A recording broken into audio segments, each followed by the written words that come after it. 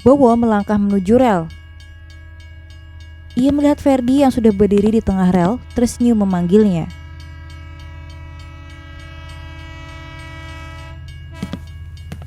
Tiba-tiba ada seseorang yang menarik tasnya dari belakang. Bowo pun kehilangan keseimbangan dan terjatuh. Bowo terkejut. Ia melihat kereta melaju dan menabrak Ferdi. Bowo terperangah kaget. Ketika kereta lewat, Ferdi tidak ada. Bowo terbangun dan ia berada di kamar tidurnya. Ketika ia membuka mata, ia melihat Ferdi yang duduk di samping tempat tidurnya. Wajahnya tampak khawatir. Ferdi menghampiri Bowo dan menanyakan kabarnya.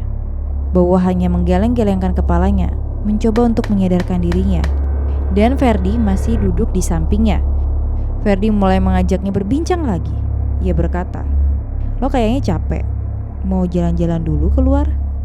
Bowo mengangguk. Mereka pun keluar meninggalkan kamar. Bowo berjalan di dekat jalan raya besar, ditemani Ferdi di sampingnya. Lalu tiba-tiba Ferdi berjalan ke tengah jalan. Bowo kaget. Ia memanggil Ferdi, tapi Ferdi tetap berjalan di tengah jalan. Dari jauh tampak mobil melaju ke arah Ferdi. Bowo memanggilnya. Ferdi pun berhenti, menoleh kepadanya. Bowo lari menghampirinya dan cahaya mobil pun mendekat hampir menabrak Bowo. Bowo terduduk di aspal.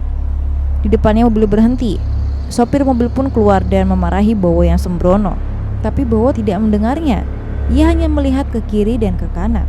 Dan tidak ada Ferdi di sana. Setelah kejadian yang membahayakan nyawanya itu, Bowo pulang ke kampung halamannya di Kuningan. Di sana ia tidak bertemu dengan Ferdi, neneknya, ataupun sosok orang meninggal yang ia kenal. Namun ia merasa butuh bantuan spiritual dan ia pun pergi bertemu dengan paranormal di sana. Namun sayang, paranormal itu tidak bisa membantunya dan justru menyuruhnya untuk pergi ke psikiater. Bowo pun kembali ke Jakarta.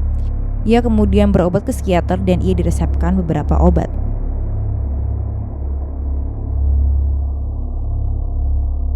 Namun selama pengobatan, Bowo terus bertemu dengan Ferdi dan neneknya. Mereka masih saja mengajak Ferdi melakukan hal-hal ekstrim yang membahayakan nyawanya. Merasa lelah, Bowo pun memutuskan untuk pulang ke kampung halamannya selama beberapa minggu dan juga melanjutkan pengobatan medisnya di kampung. Cara itu cukup berhasil. Ia tidak pernah bertemu lagi dengan sosok yang mengganggunya. Setelah beberapa minggu, Bowo kembali pulang ke Jakarta dan langsung memutuskan untuk pindah dari tempat kosnya. Tidak ada yang terjadi padanya semenjak ia pergi. Hanya saja, semoga penghuni berikutnya tidak mengalami hal yang sama seperti yang Bowo alami.